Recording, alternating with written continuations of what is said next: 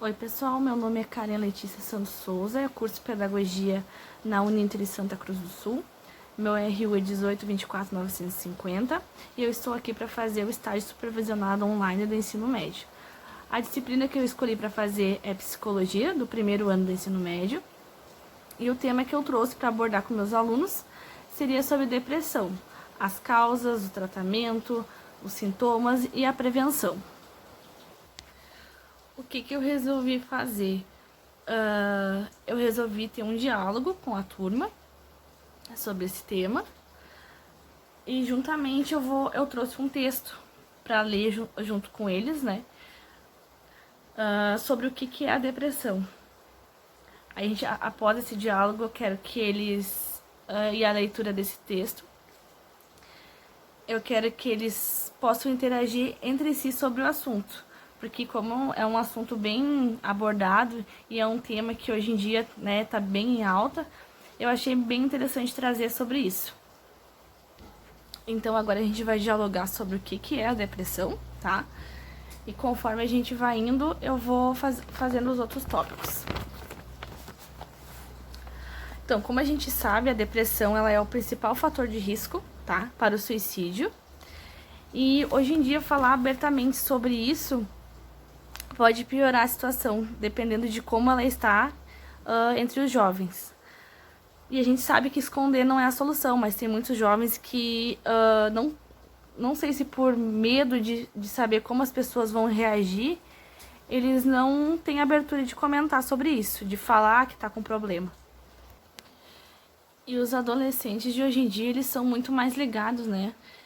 Eles percebem os sintomas, só que eles não têm coragem de falar que eles têm depressão, que eles estão com sintomas, porque existe muito preconceito. Muitas pessoas acham que isso é brincadeira, que as pessoas estão fingindo que fazem isso por, né? E a gente não tem noção do quanto isso já pode estar afetando a pessoa que já está com sintomas e não tem coragem de falar. Então, e muitos jovens, eles negam que eles têm essa doença talvez para não preocupar os pais, para não querer expor, que existe muito tabu também, as pessoas podem debochar. Tem toda uma questão que envolve eles não quererem admitir que tem essa doença. A irritabilidade, ela é uma das principais características da depressão nos adolescentes de hoje em dia, tá? E muitos pais, eles acham que a culpa dos jovens estarem com depressão seria deles mesmos. Mas por isso que é muito importante que os pais fiquem atentos a cada característica que os jovens apresentam.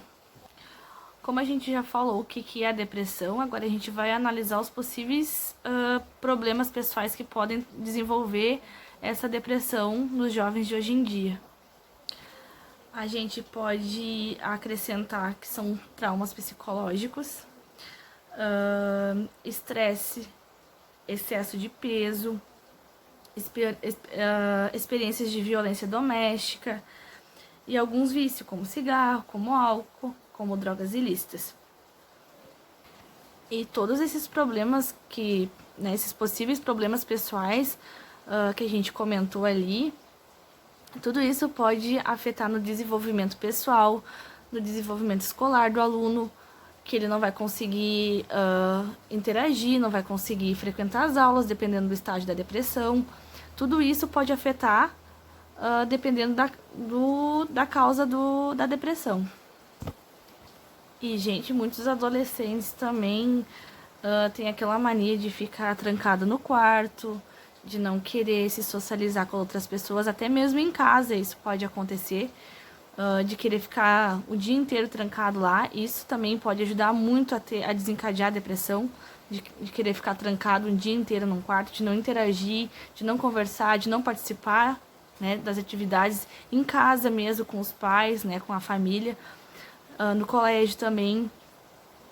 E entre vários outros fatores, mas eu quis expor aqui os que mais, né, estão em alta, que é o que mais a gente percebe neles hoje em dia.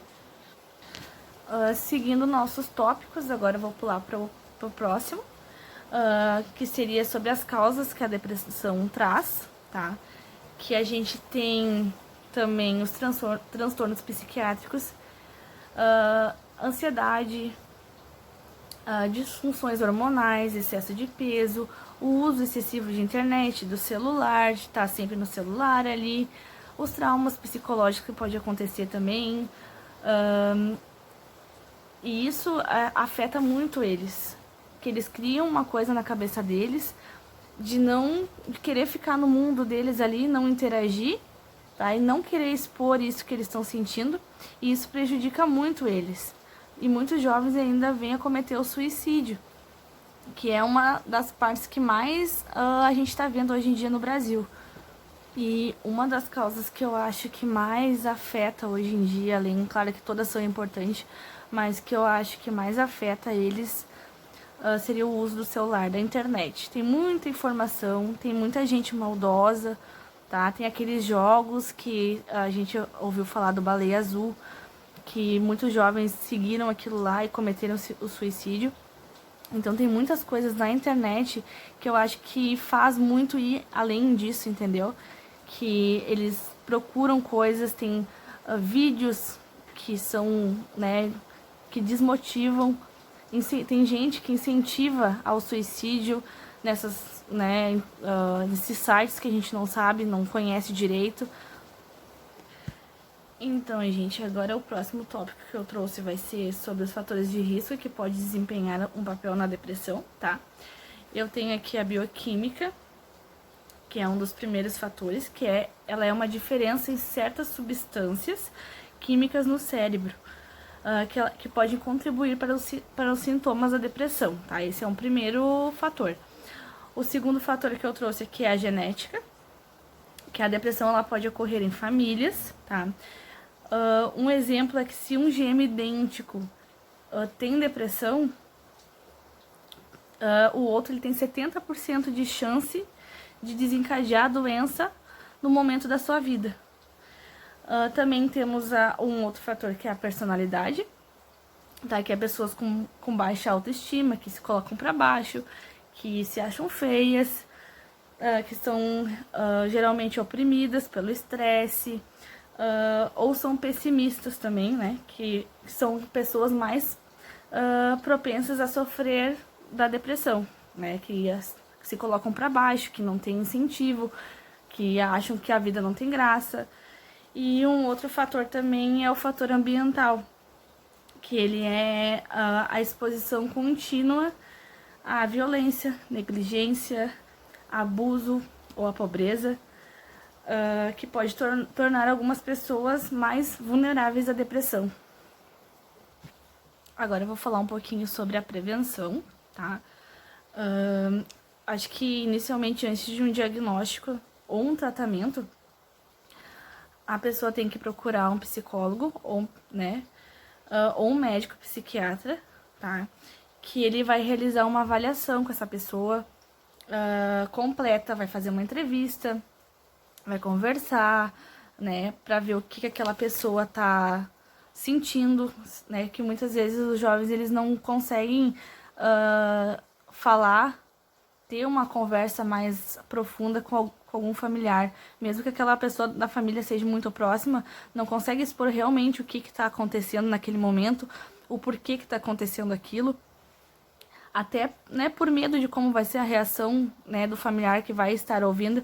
Então eu acho que com uma pessoa que é formada nisso, que nem uma psicóloga, eles têm mais abertura em conseguir conversar, em conseguir contar o que está se passando, né, para psicóloga poder ajudar, né, criar um plano, né, para ajudar, fazer um tratamento com medicação se necessário, para que aquela pessoa consiga se estabilizar e se curar.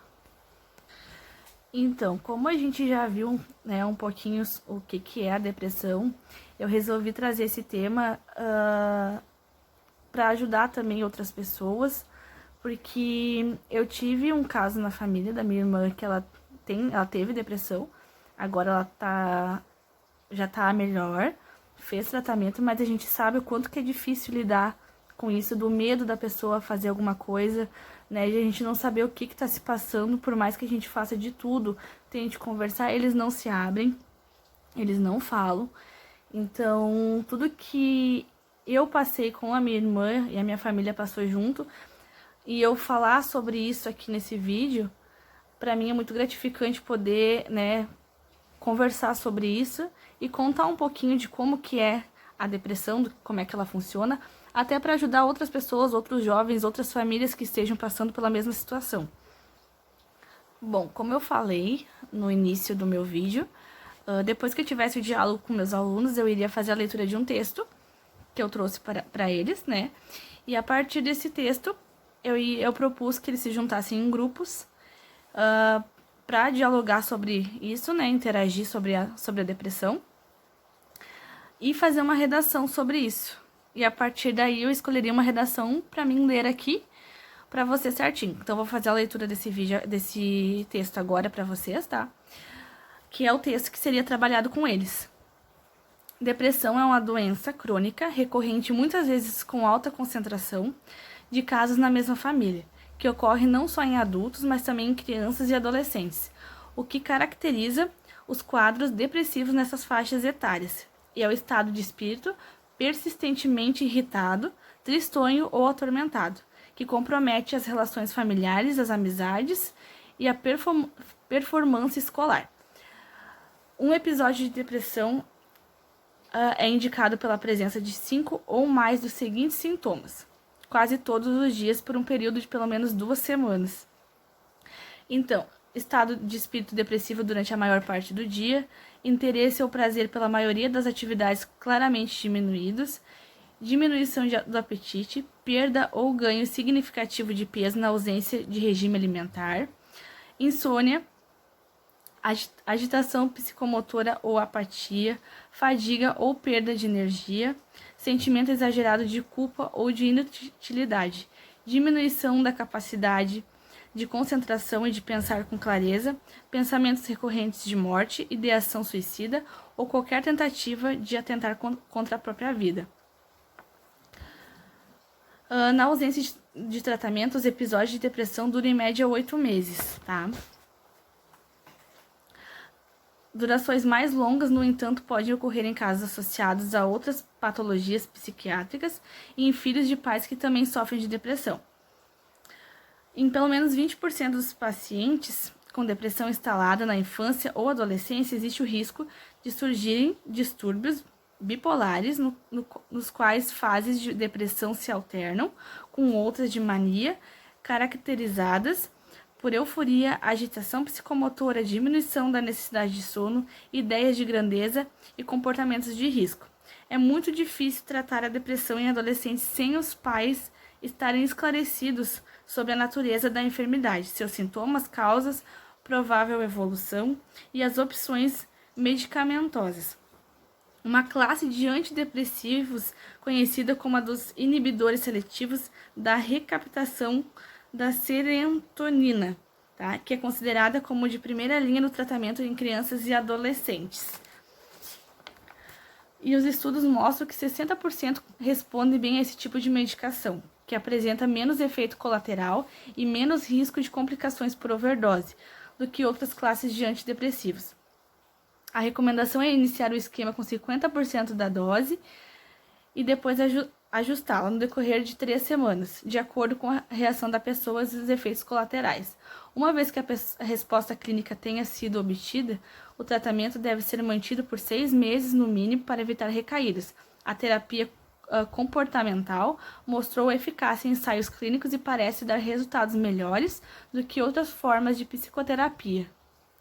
Então, a partir desse texto, eu sugiro que os meus alunos, eles, coloquem em prática o que eles pensam sobre isso e criem uma redação, onde cada um vai expor o que pensa, o que cada um entende sobre isso, o que passa na cabeça de cada um.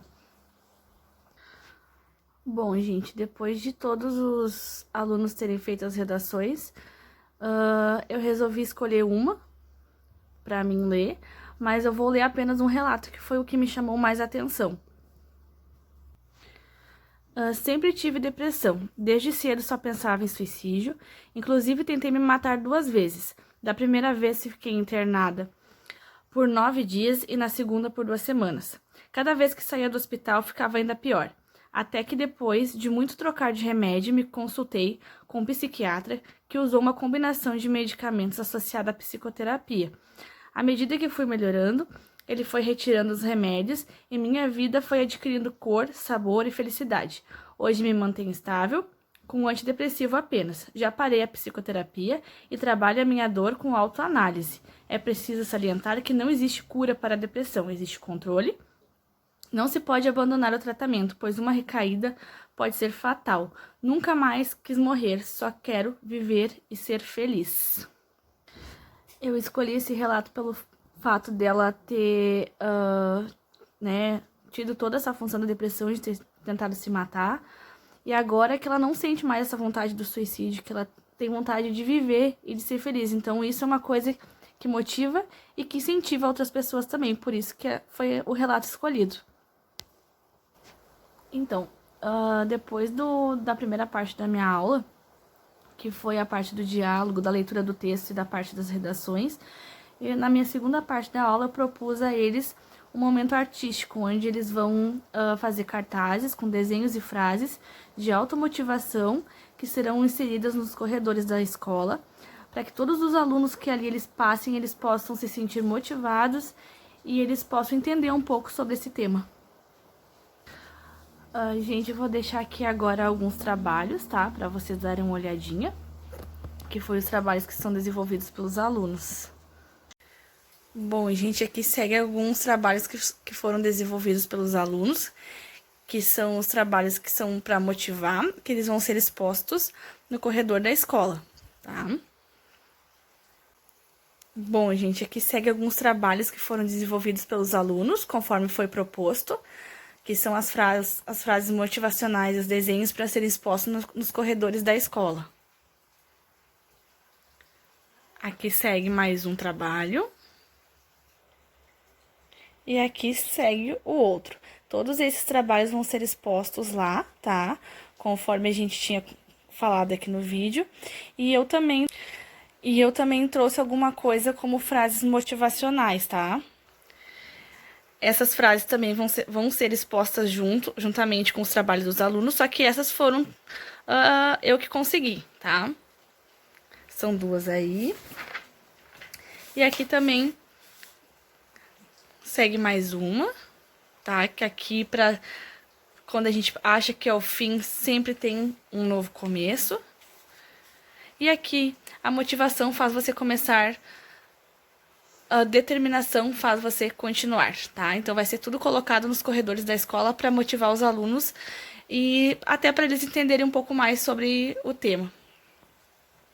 Bom, gente, eu tô concluindo a minha aula aqui. Espero que vocês tenham gostado do tema que eu trouxe para trabalhar. Foi muito bom ter feito o meu estágio do ensino médio sobre esse tema. Espero que tenha ajudado muitos jovens, que a gente possa se motivar uns aos outros.